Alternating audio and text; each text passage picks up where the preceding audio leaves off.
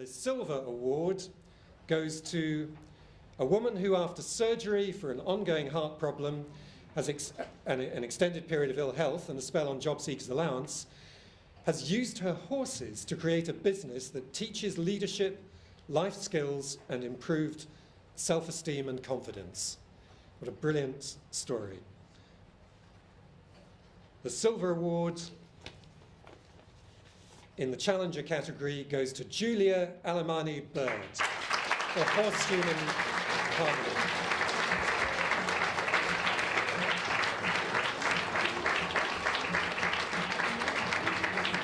I have been self-employed before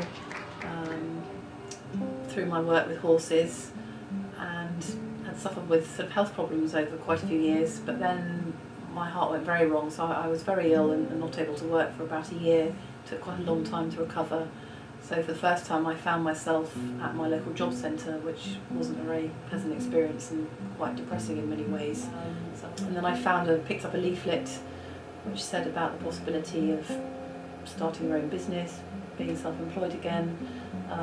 So I spoke to the job centre advisor that I had and said, actually I'd like to find out a bit more about this.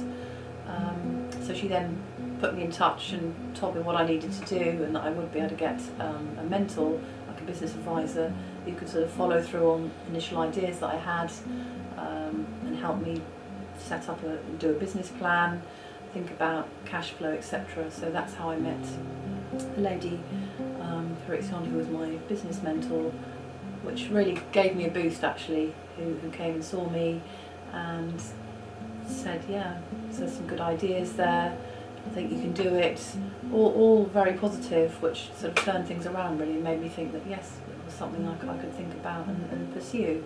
So that was really how the idea of me going back into self-employment and starting my business came about. My speciality really is working with horses and with people. I wanted to sort of use the skills that I've gathered over the years, teaching people riding, but also looking at other ways that I could use the assets that I had, which were my two Spanish horses. So I've started to do equine guided learning, the idea being that people can sort of express their emotions and learn from being around and with horses. And also I set up a few other things, creative things that could sort of run alongside. That's something quite important to have actually, to have a sort of a few eggs in the basket rather than just one thing. So things that all sort of go together well. So I have my horses are Spanish horses, so I've got a little Spanish horse help and advice service that runs alongside things, providing information about Spanish horses. I managed to sort of write my first article as well, so that's possibly another line to follow in the future as well, more information, maybe some little online blogging or something about that. Obviously being self-employed and just being one person, that's quite daunting to start with, and sometimes a little bit lonely as well. You think, gosh, it's just me, can I do it? So having an actual physical person to talk to, which I had initially with my mentor, was actually really nice. To have somebody sort of sitting across the table from me saying, I believe in you, I think you can do this, you've got a good idea, really gave me sort of huge confidence to sort of take a leap and give it a go. So that was one of the main things, and really just fitting things around, because I've sort of got ongoing health problems. Sometimes that's difficult as well, is sort of pacing yourself, and as you are working for yourself, you're always aware that you want to sort of be doing things all the time, but it's pacing yourself. So maybe if I have a day where I'm not feeling so brilliant, I have to just take it a bit quieter and then cram a bit more into a day where I'm feeling better. If you're thinking of starting your own business, I think the first thing I would say is research. Try and find out as much as you can about what you want to do, whether anybody else is doing the same thing, whether what you are going to do is different in any way. Finding your sort of unique selling point, I suppose, what it is that you do that you think will appeal to people.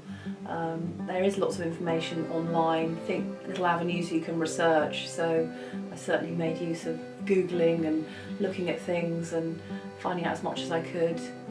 Obviously the way people buy things, find out about things is changing all the time, but think about having a website, getting something started on Facebook, all those sorts of things really, so that people actually know that you exist and where you are and what you do. But even I did a little open day initially, which I linked with the heart charity that had helped me, and I sent a little press release to the local paper, and was quite surprised and pleased when they did a little article and wrote a bit about me and did a picture. So anything like that is always worth doing on spec, sending a bit of press release to local papers and things like that, because quite often they are happy to print it, and it will get local people knowing about you and what you do.